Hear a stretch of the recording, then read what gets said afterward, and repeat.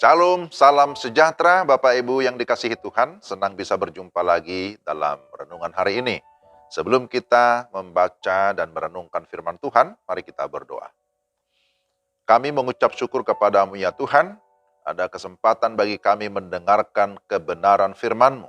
Terangilah hati kami, beri kami hikmat dan pengertian supaya kami dapat memahami kebenaran firman-Mu dengan baik. Di dalam nama Tuhan Yesus kami berdoa.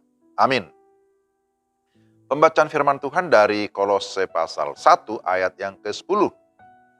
Sehingga hidupmu layak di hadapannya, serta berkenan kepadanya dalam segala hal, dan kamu memberi buah dalam segala pekerjaan yang baik, dan bertumbuh dalam pengetahuan yang benar tentang Allah. Demikian firman Tuhan, Kolose 1 ayat 10. Renungan kita saya beri tema bertumbuh dalam pengetahuan yang benar tentang Allah. Saudara-saudara, Bapak Ibu yang terkasih dalam Tuhan, tema ini sangat penting. Setiap manusia memerlukan pertumbuhan agar pada akhirnya bisa produktif menghasilkan sesuatu karya. Dalam kehidupan rohani pun demikian juga. Itulah sebabnya Rasul Paulus berdoa agar jemaat Tuhan sungguh-sungguh di dalam Tuhan sehingga dapat bertumbuh dan berbuah bagi Tuhan. Ada dua orang Kristen. Si X belajar banyak doktrin, banyak belajar tentang Alkitab, dia belajar dengan teratur, tetapi memberi sedikit waktu untuk pelayanan. Si Y kurang dalam hal doktrin, tetapi aktif dalam pelayanan termasuk pelayanan sosial, hadir di tempat-tempat kumuh, hadir di bawah kolong jembatan untuk memberikan perhatian kepada anak-anak yang terlantar. Siapakah sesungguhnya di antara X dan Y yang lebih mengenal Allah? Saya kira kita bisa merenungkan dan memberi jawab secara pribadi. Maka seperti doa Paulus, bahwa orang yang sungguh-sungguh memiliki pengetahuan yang benar tentang Allah adalah orang yang melakukan pekerjaan dan kehendaknya. Coba Bapak Ibu pikirkan atau bayangkan, anjing yang hidup lama di rumah kita menjadi paham akan kebiasaan dari kehidupan kita dan bahkan mulai menjalani kehidupannya berdasarkan apa yang kita lakukan.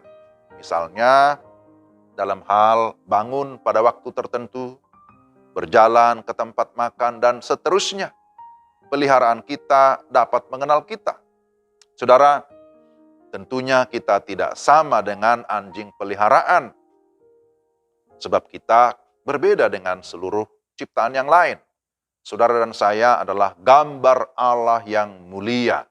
Maka sebagai gambar Allah, kita harus mengikuti polanya Allah.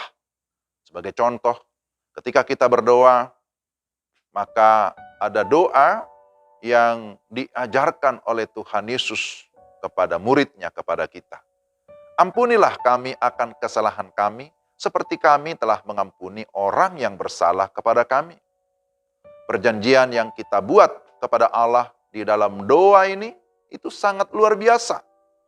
Kita memohon pengampunan dari Tuhan, dengan cara yang sama, seperti kita mau mengampuni orang yang bersalah kepada kita. Tapi pertanyaannya, apakah kita sudah melakukannya? Kalau kita mencermati permohonan ini, maka sesungguhnya kita tidak berani meminta apapun kepada Allah apabila apa yang kita minta itu kita belum lakukan, kita belum berikan kepada sesama, seperti dalam hal mengampuni ataupun memaafkan mereka yang menyakiti ataupun melukai kita. Ini memang sungguh sulit, tetapi mutlak harus dilakukan. Banyak orang terkadang berbicara tentang pelayanan Kristen, bicara tentang pekerjaan misi, pelayanan sosial, bahkan menjadi relawan.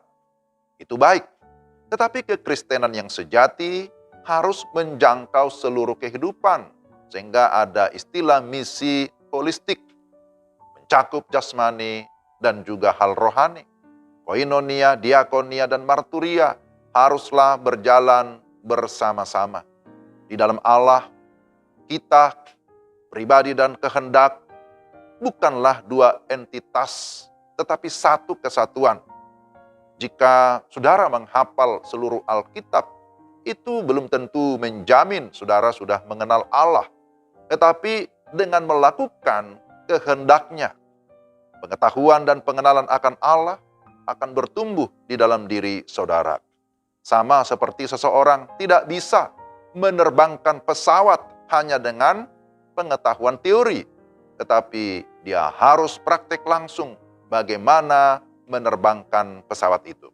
Karena itu saudara-saudara, mari kita terus belajar dari Allah agar kita bertumbuh di dalam Dia, sehingga kehidupan kita layak dan berkenan kepadanya. Kita memang harus belajar tentang Allah, belajar dari Allah, tetapi juga penting untuk melakukan apa yang Dia perintahkan. Kita dapat memberi buah bagi Dia selama kita masih ada kesempatan. Kita melakukan segala pekerjaan baik, kita melakukan pelayanan yang memuliakan Dia. Mengenal Allah dengan melakukan pekerjaannya, itu akan menghasilkan berkat ganda. Apa itu? Orang yang kita layani diberkati oleh Tuhan, demikian juga kita yang melayani pasti diberkati oleh Tuhan. Amin. Kiranya Tuhan menolong kita. Mari kita berdoa. Tuhan, terima kasih untuk renungan firman-Mu hari ini. Roh Kudus kiranya menolong kami supaya kami dapat memahami dan melakukan dalam hidup kami tiap-tiap hari. Dalam nama Tuhan Yesus kami berdoa dan bersyukur. Amin. Demikian renungan kita hari ini. Tuhan memberkati saudara-saudara sekalian. Shalom.